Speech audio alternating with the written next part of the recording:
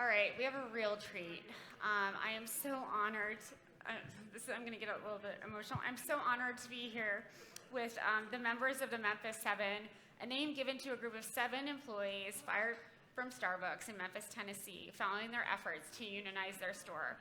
We have a lot to unpack in this conversation, so I'm going to jump right into introductions, and if you could all just raise your hands when I say your name. I'm so pleased to introduce Nebretta Harden. Hi, Nebretta. Lakota McGlawn. Hi, Lakota. Kylie Throckmorton. Thanks, Kylie. Nikki Taylor. Hey there. Beto Sanchez. And Emma Warwell. Thank you all for being here. So we saw Cortland Harrison yesterday at the first day of our event talk about his efforts to unionize a Starbucks store in Buffalo and sort of the efforts he went through that were very, very difficult. I'm wondering if you can all speak to the working conditions you encountered in your Starbucks in Memphis, and what motivated you to unionize? So if you guys saw Cortland speak, one of the things was definitely pay. No seniority pay. We can barely afford one-bedroom apartments with the pay that we have in the Starbucks at Memphis. A lot of our partners were struggling, had to get roommates, had to get second jobs just to afford regular living or the cost of living versus eating, things like that. Definitely safety precautions. Not only is our building unsafe, I mean, we've had people hurt themselves falling because our tiles are out of whack or wires hanging, things like that. But also COVID precautions were little to none. We had our managers not doing their COVID check-ins. We had customers telling us they had COVID and coming to order. I worked for 2 days with a employee that tested positive for COVID, and I brought that home to my 8-year-old. So it's things like that that made it feel like we needed this union. Oh, and there's definitely accountability as well. One of the biggest issues that we've had would be managers trying to enforce certain things upon us so that they wouldn't be following themselves. The COVID check-in would be an important thing because that's for liability. You know, whenever there is an incident in this place, that check-in tells you exactly who was where, at what time, on what day. If the managers themselves aren't following this and aren't following the same safety protocols and procedures that they're enforcing on us, then the point is moot at that point. It's putting us all in unnecessary danger. At this point, we've had so many incidents happen at our store, whether it's, we've had customers threatening to hit us, throw stuff at us, stab us, or just threatening our general safety. Our managers don't do anything. At this point, we've had to, I guess, trauma bond with each other, trying to see how much farther they can get until the managers decide to do something. And at this point, it was just silence. The biggest thing that Starbucks likes to do is protect their image more than they've protected their employees. I mean, they have this image of being a very progressive, forward-leading company, but it is also simultaneously union busting everywhere it can. Everywhere you see on Starbucks, it talks, we care about Black lives, we care about indigenous lives, we care about pride, we care about this, but whenever it actually comes to show what you got and what you actually care for, at the end of the day, they would rather fire Black, people of color, gay employees for unionizing and decide to pick whatever enforcements they'd like to, I guess, use against us for our terminations. Absolutely. Can you talk about what it was like when you tried to start organizing and what the sort of response was? So we started following the unionization process in Buffalo around September-ish. Our manager at the time was very much pushing for us to unionize and everything. We were watching the live stream of when they shut down the Buffalo stores and everything. So we started looking at our conditions, and we saw what was happening in Buffalo, and we decided this might be what's best for us. So we contacted the partners in Buffalo, and we got onto a Zoom call with them, Martin Luther King Jr. night, and we were talking about why we wanted to unionize and everything, and what this process was going to look like with filing our letter and everything. And towards the end of the session, the person we were talking to was just like, you know what? You guys are in Memphis, and it's Dr. Martin Luther King Jr. Day. Do you guys just want to file tonight and go public tonight? And we sat there for an extra hour writing our letter, and then the next day we printed our cards, got everybody to sign them within a couple of days, sent them out. And ever since we went public, we've been surveilled a lot, people I never met coming into my store every day. We had a lot of customers come in. We had a lot of customers come in and belittle our baristas and try and threaten them and try and make them leave the store and make them feel unsafe to the point to where they wanted to quit. And a lot of our baristas are suffering significantly because they can't get enough hours to pay their bills or anything. And like Nikki said, a lot of our people right now are like, well, do we want to feed ourselves, or do we want to have a place to live or have electricity or heat or anything like that? And there is significance in the day that we pick specifically. Memphis itself historically has been a union city for the longest time. Any part or job or discipline that you would be a part of would be a part of a union. At this point, I mean, corporations have taken advantage of the fact that a lot of the newer workers aren't realizing the benefits that they would have through unions, you know, depending on where you are. And that's part of the significance of this. We have members here whose own grandparents were marching along with Dr. Martin Luther King himself in Memphis. It's picking up where they left off at this point because, I mean, whether it was Kellogg's, whether it was the sanitation workers, there's a lot of union history. And being that we saw the Starbucks corporate Twitter account using Dr. Martin Luther King's quote just to market something, yeah. We thought it was pretty bad, and that's what I kind of pushed us to unionize that day. Yeah, absolutely. What are the sort of union busting tactics that you've seen that have affected you the most? Well, Memphis 7 was fired. So there's that. And we were used as a scare tactic to tell people across the world not to unionize.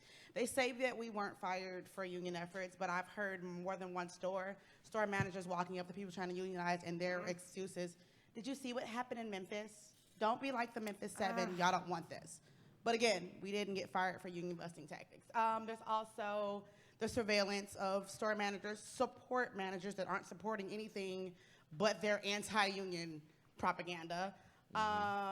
They've had what they want to call one-on-one meetings, which turn out to like 4-on-1 meetings, and it's managers from corporate, managers in store that are coming, and they are literally saying vote no to the union. They're telling that they're going to lose benefits. They're saying that they're going to lose their rights to certain things. That it's absolutely false information. They've taken down our pro-union posters and put up anti-union posters. Lots of scare tactics to get people to vote no or to quit. They also have flooded our stores with employees that they feel like are going to vote no. So when we were fired, we had 20 employees. 7 were fired. That took it down to 13. There are now 27 employees in that store. So they're trying to flood the store with new people who they think will vote no, so that we won't get this unionization process through. Yeah, they're just following a playbook for sure. But you all have been so amazing. You've been protesting outside the store. You're so inspired. Again, I'm gonna cry. And so can you talk about like the response you're getting from customers and how that looks? Yeah, that's actually part of what's been helping us the most. Even since we've started with the picketing or protesting, the community has been our biggest help so far. The biggest tool Starbucks has used against us is misinformation. Every single time their spokesperson gives a quote to the media, they're always saying the same, very generic, they were fired for this policy. The reason we got fired is not why we got fired. Yes. My termination paper literally says I was fired because I had my mask off while off duty. As far as I'm concerned, if I'm off duty, it's never been something that's been forced upon customers. There's no mandate for us in our store. And that's probably what's been helping us the most. The customers see what we've been doing, and Starbucks wanted us to make these personal connections with these customers, and that's what's been kind of backfiring against Starbucks. Because the people who are our regulars, 8 a.m. every day getting our coffee, are now seeing that their favorite baristas were thrown out to the streets. And they've been on the picket lines with us every day, in the cold, in the rain. They'll call us and be like, hey, I know it's 30 degrees outside, but we're out here picketing. Where are y'all? So our community support definitely in Memphis has been amazing. The community support, I mean, across the nation really has been awesome. I mean, we're getting inboxes to stay strong and solidarity every day, and it's what helps us get up and keep this fight, because we're not just fighting for ourselves. We're not even fighting for Starbucks. We're working for the working class, period. Absolutely. Because, of course, Starbucks is doing this to us, but we're not the only people doing this. So we're fighting for a better working class, period. I know personally, for me, I have an 8-year-old that if she has to be part of the working class, I want her to have better conditions. So I'm going to fight until we get that. Exactly. Bravo. What sort of advice would you give to consumers who are like regular Starbucks shoppers who want to go there but now are reconsidering it? Okay, so it's always a choice. Like, we've gotten two divisions, like, we've gotten two sides from the community. It's, we're going to boycott Starbucks and support local coffee shops, which is a completely valid route, and I completely agree with that route. But if you do make the choice of going to Starbucks, go to a Starbucks that's unionizing. If you go on to Starbucks Workers United Twitter, they have all of the stores that are working towards unionizing.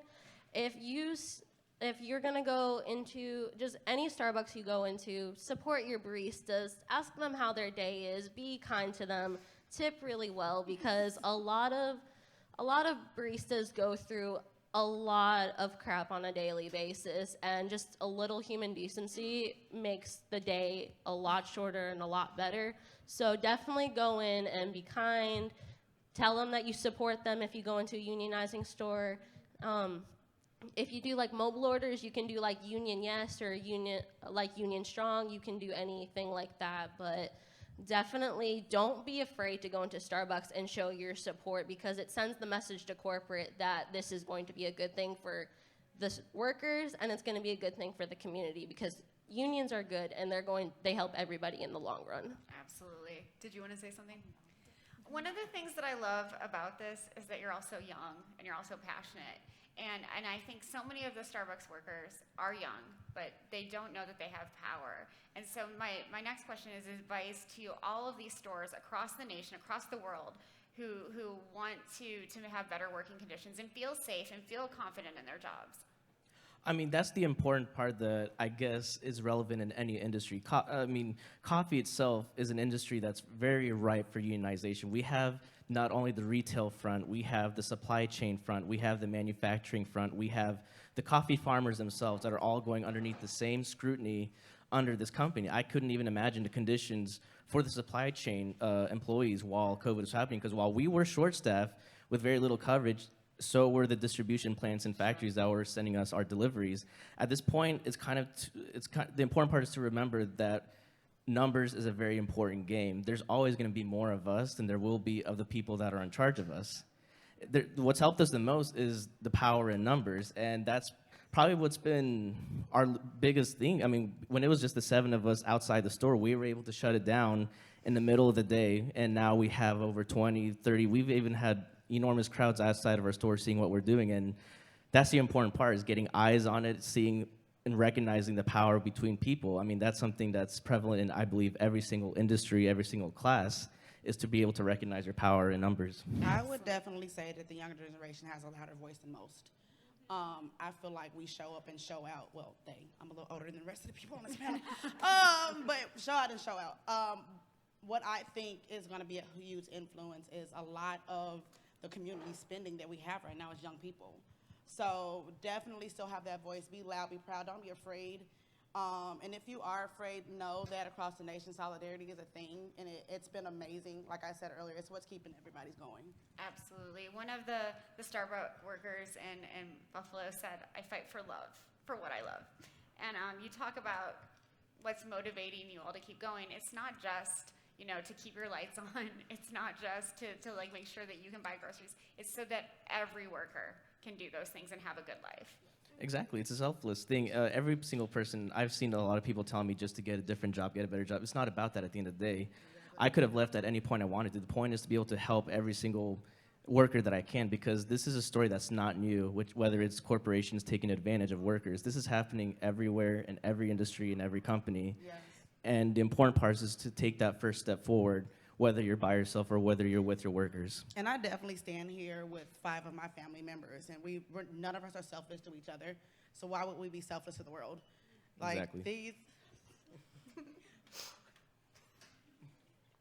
I love these people with my entire heart. It's been a fight, and they have been behind me the whole time. But like I said, we're not just fighting for each other. Like, we're gonna look back at this 10 years from now and know that the difference that's being made, we made that together. And like I said, that's another thing that keeps me going. There's 6 more Florentinos out right now, but having them by my side has been what's kept this fight, and us continue to tell each other we're doing something huge, and we're gonna make a huge difference for the future. Like, I am super excited to work with these people to have that change. What a beautiful point to end on. I want to thank all of you for being here. Let's give them a standing Thank you so ovation, much. please.